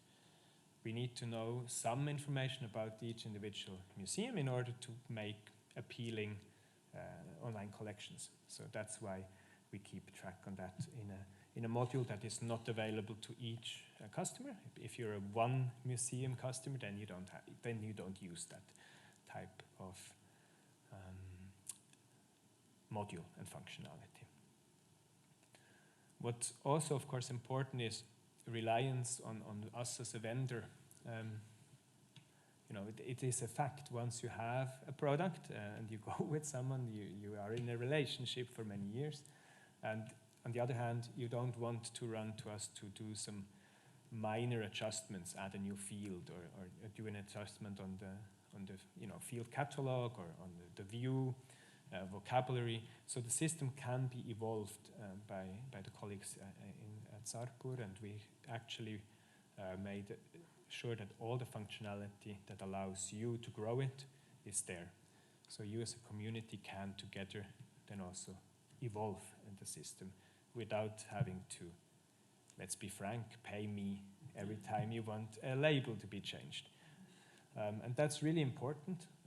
We feel that in these type of relationships that works because there is a group, they talk, they find common grounds, and then they build it together. For smaller institutions, we usually say that comes at a high price because it's going to be a bespoke system. And you might not want to reinvent the wheel. So use it be smart, use it wisely, and then it's great to really evolve the tool yourselves. And should anything break, we will always find a solution to fix it together. Very important for me, and again, the videos explain it in much more detail than I could do like orally, is search. Obviously, full text search is kind of the no-brainer. We all Google a lot, and we search PDF files and the likes, and of course, this same logic shall apply to the database. So you can always, in each module, query for objects, for people, for places, just by full text search. The full text search is fairly smart, so it will detect if you want to write Dominic, even though you write Dominique with Q-U-E. And as I have seen now before in the first part of the meeting, sometimes there's also, I don't say confusion, but discussion about names and naming. So if you start typing, it would suggest what you might want to search for. So that's really cool. I mean, it's a no-brainer. This functionality must be there, but still, it is actually the most widely adopted type of query. We have a very selected number of customers who share some log files with us to learn how they use the system. And we see that full text search still makes up more than 90% of all queries. That's not to say that we shouldn't rely on faceted search to search along vocabularies. When it comes to hierarchy, of course, that makes perfect sense. You can search for everything on Iceland, and it includes the whole island, of course. And then you could drill down to municipalities or the likes to select through, let's say, more a shopping cart style of selection.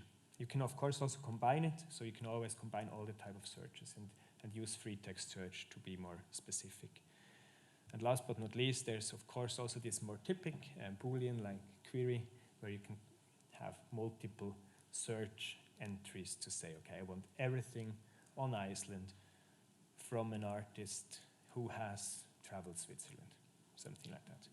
And of course, that goes across module boundaries, so you can always also use fields from other related modules, so everything from exhibitions that have not happened, or everything from loans where we did get it back with some defect. So you can really query across modules. Yes? Can you also make a search through a picture? For, Like a digital search, like a search, sorry, not search. Like you can do with Google now, you can take a picture and okay. Google is finding all what is similar. Currently, you cannot search using your phone to take a picture of something. What we did integrate now are there's 3 algorithms that we integrate in a beta. One is image recognition, but then you need to you need to give the algorithm access to your data. So not all of our customers want that. These algorithms are not developed by Setcom. We are, as I said, around 85 colleagues full-time, and you have the players like Microsoft and Google and the likes who really have the best algorithms for image recognition. So you can connect to that if you wish, and then it would also enrich your data that you have with certain tags that you get back. And that is a kind of approach how you could do more, image-based search, yes. It's currently in, let's say, it's not a beta testing, but it's done, it's developed, but we don't push it out to each customer because, as I mentioned, it would require access from the algorithm to your data. The same is with like text-to-speech or auto-translation. We have integrated with a German, it's not Google, so it's DeepL, a translation service that would allow us to translate certain content to, to a bit more specific languages from English to, I don't know, Norwegian. Yeah, probably Icelandic is not part of the DeepL translation kit, but. It's not, but there are lots of experiments being made in this field in Iceland, therefore. Okay. So we constantly try to identify cases that seem to make sense. So this was a good one. Never heard about that, taking a picture and then you would search. But, well, why not? It helps a lot when you have an object and you don't know what it is. Yeah. And you get different similar objects, so it helps. So currently I would just need to be so frank and advise you to use Google to identify what it is, and then you use the full text search to find. I know it's not really working, but it's a workaround. Yeah. Any other questions regarding search or how to query or why am I showing what I'm showing?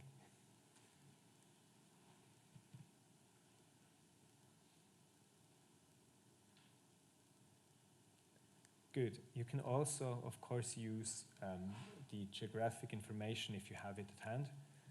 So if we have coordinates available for different, let's say, purposes, if it's where it is found or where it was produced or where it is associated to, you can also use a map to identify or to visualize items using the Museum Plus system.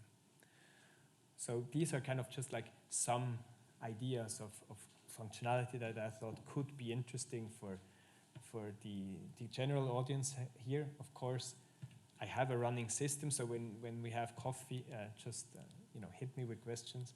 I'm happy to show it as well, and then again I can share more detailed videos of all the use cases that actually was the foundation for the tender procedure. So you will see me in my home office room, telling you probably more or less the same. Yes. And the design, the colors and the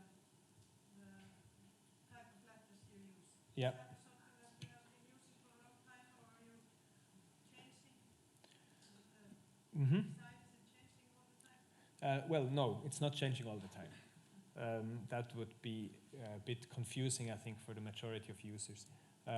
So there's a basic, let's say, layout that is very much built to really serve people who work actively and quite intense also with the system. So it kind of reflects a bit the old school of a desktop application in order to work, I would say, quite efficiently. It will, by default, have this kind of color schema because it does then comply with certain accessibility standards if you have quite harsh contrasts. It could also be changed. So it's just ultimately it's a configuration, a parameter that steers different aspects. There is one design change that was just now developed and finalized, that the labels will be, what is it? Rechtsbündig. Well, now they're aligned to the left, and they will be then aligned to the right because when we did our usability studies with eye capture, people use a lot of energy jumping from the label that is left aligned to the field content. It seems it takes more bytes, and that's why it is now aligned to the right. But we have a parameter because we know that many of our users don't want it to be aligned right because it looks a bit more noisy. But yes, we do sometimes apply changes, but we try to not massively change how the UI looks in order to keep some consistency. Yes.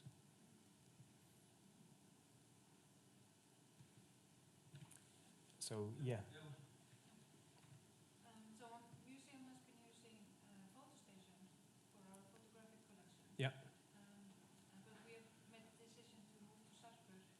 Yeah. So I'm just wondering if there's an easy connection between Museum Plus and PhotoStation, or we should just go ahead and move everything now before we make a transition. So you currently use both Sarpur 3 and PhotoStation to keep track of the assets, I assume. So we have a photographic collection. Yeah. Keep it in Okay. PhotoStation, but our objects are registered in Sarpur. Yeah, okay. Good. So basically what I would always say is everything that is a collection that might be on loan, might need conservation and the likes, would always live in my world in the collections management system. And DAM systems are usually more designed to keep track of the files. So that's, when it comes to PhotoStation, it depends on the version. They have, PhotoWare has different product. No, I'm lost. Generations, yeah. And some do have a possibility to integrate through the API, and others don't have that. So I would need to have a bit more information. So that's kind of the legal disclaimer first.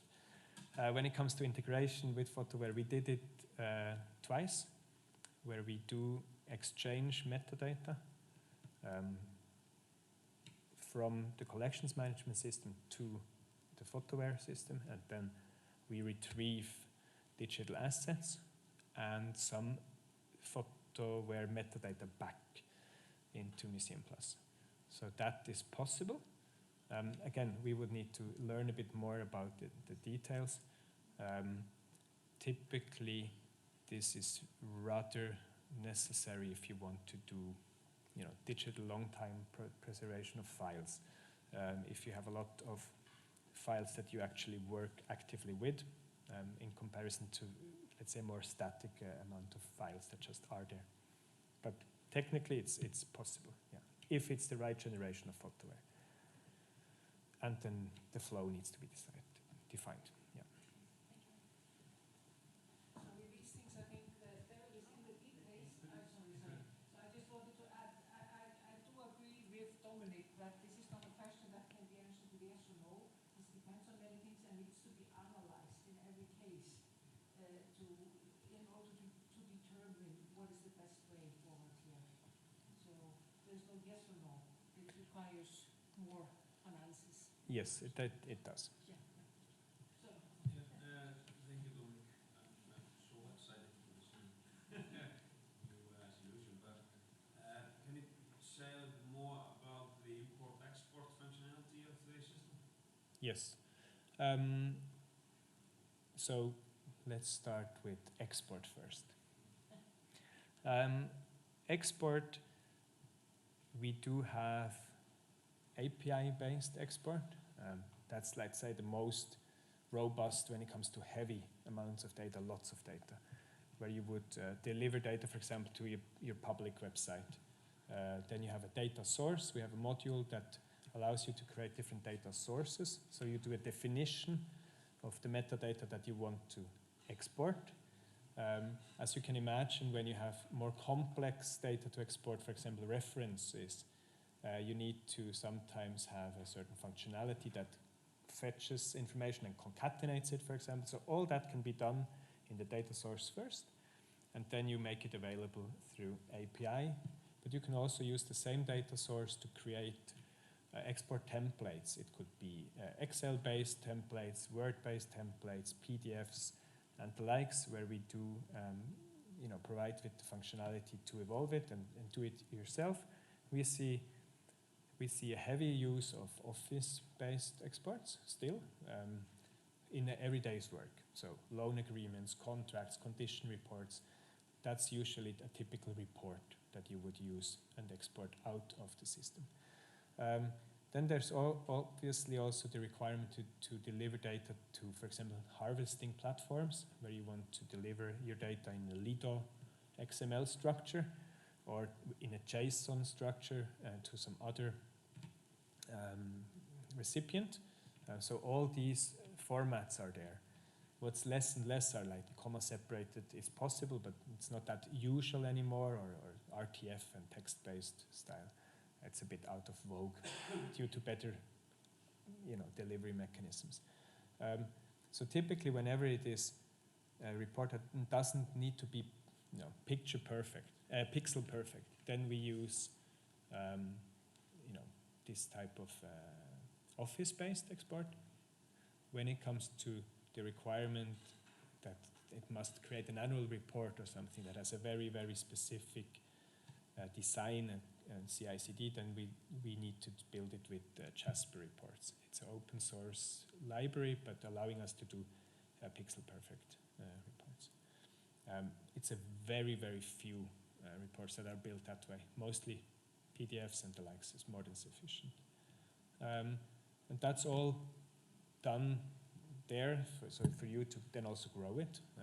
So we will define a certain amount of reports and the likes in the project, so that we deliver a set of exports that are needed, and then you can continuously evolve and grow them. The import, importing data into a, let's say, data model as ours requires the use of the importer. So we have an import tool where you can define an import definition so that the system understands what to do with the data and in which data field to put it. And then you can use different type of import sources, for example, a JSON structure or an Excel structure to import data into Museum Plus. There's also an exchange format that has been developed within ICOM, EODEM, allowing museums to exchange data when it comes to exhibition preparation and management. What we have often seen is, I have a colleague in Sweden, he's working with Axial, and then I have a colleague in Sweden who's working with Museum Plus, and they loan 50 objects to each other. And it was quite cumbersome. You get the list in some form, and then they started typing in or creating an export. And we, in the ICOM community, we developed this exchange format, EODEM, that is an XML-based exchange format that is incorporated into Museum Plus, allowing you to also import data when you exchange it with other systems that follow that standard. I don't know, Axial does, Setcom does, TMS does, so it should make, let's say, loan and exhibition planning more easy when it comes to importing other data. Another aspect that we often see is that we use the export mechanism, for example, into Excel spreadsheets, and then someone does, different corrections or adds a certain metadata field, and they feel it is easier to do it in a flat structure because it's 10,000s of objects, for example, than using our table structure that I had seen before, or even using the search and replace functionality that we have. We have a quite strong search and replace toolkit, allowing you to add data, to alter data, but you can also export data and then use the same template to then import data back into the system. Does that go into the the right direction? Or? It's a good answer. I'm content. Sorry, I got a bit carried away here. Yeah. Any other questions?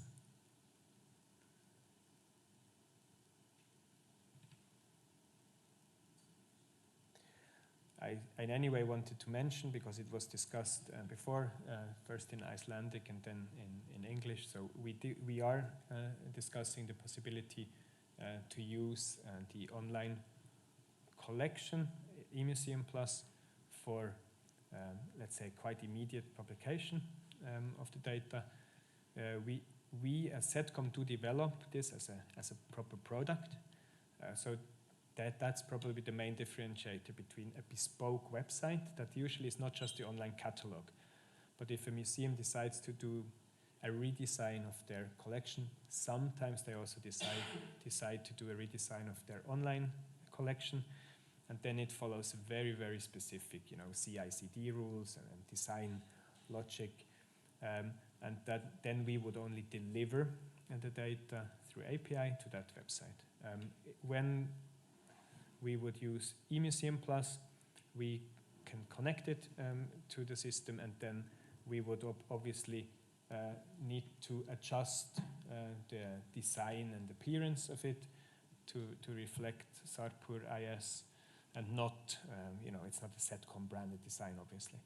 And there will be like common functionality that eMuseum Plus is capable of doing. And we also, again, add new functionality constantly and continuously. We have just rounded about 50 eMuseum Plus projects now with this new generation. And it works, but again, you don't have full freedom and flexibility. We will share some examples through Sveinbjörg, and then you can explore. Yes. So that was actually what I had prepared. Oh, I'm so sorry. Everyone needs coffee. Everybody needs coffee, but I think there's time for some more questions and answers if there are any. Very exciting. It is. We are really excited. First, we take summer break. And then I did read Haust, so I think it might be Höst. Höst, yeah. Yeah. So yeah, we're ready for Höst, and really look forward to it as well. Yes. So you will be full with energy in Höst, in the fall. Yes, absolutely, absolutely.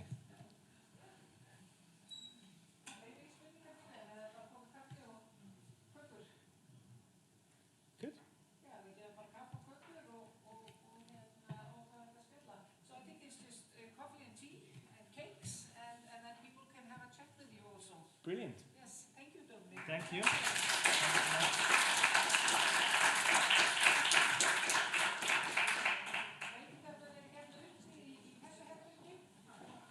Yeah, we're not allowed to drink it on the show.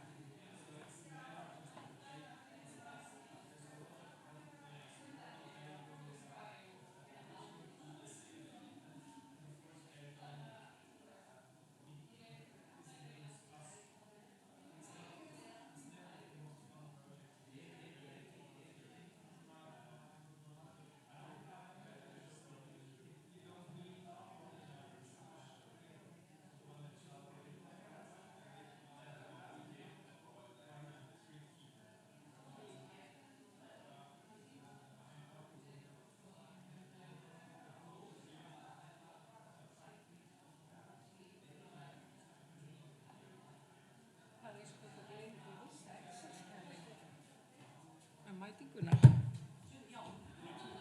Fór allt í einu að hugsa, ég vil svo taka. Þannig sem fólk skráði sér. Já. Já. Og ég ekki að koma honum einhvers staðar inn í skjalið. Jú. Sjá hérna.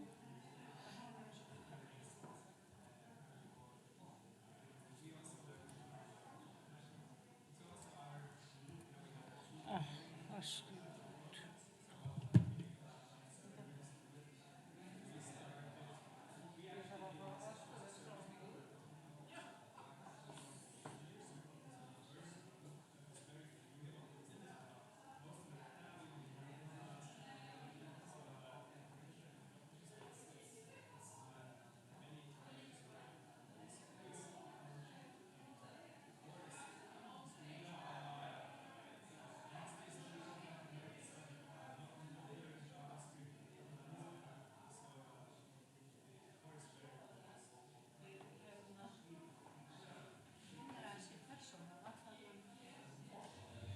Persóna.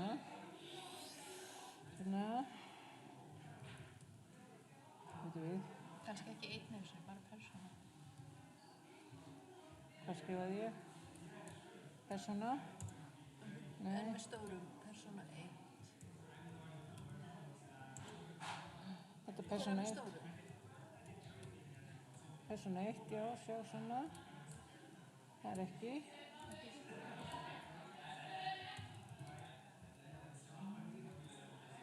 Heyrðu. Anna Rut, það er komið.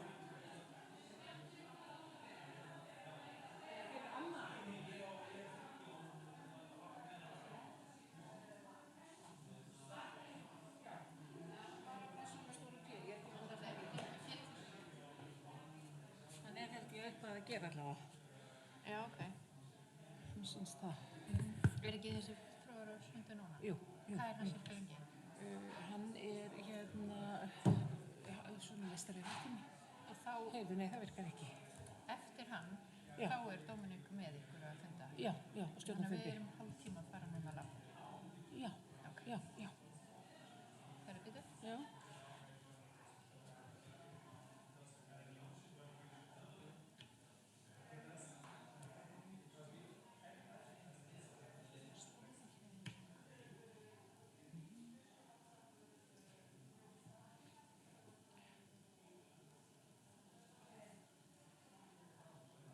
Hæ, ég er Anna Rut.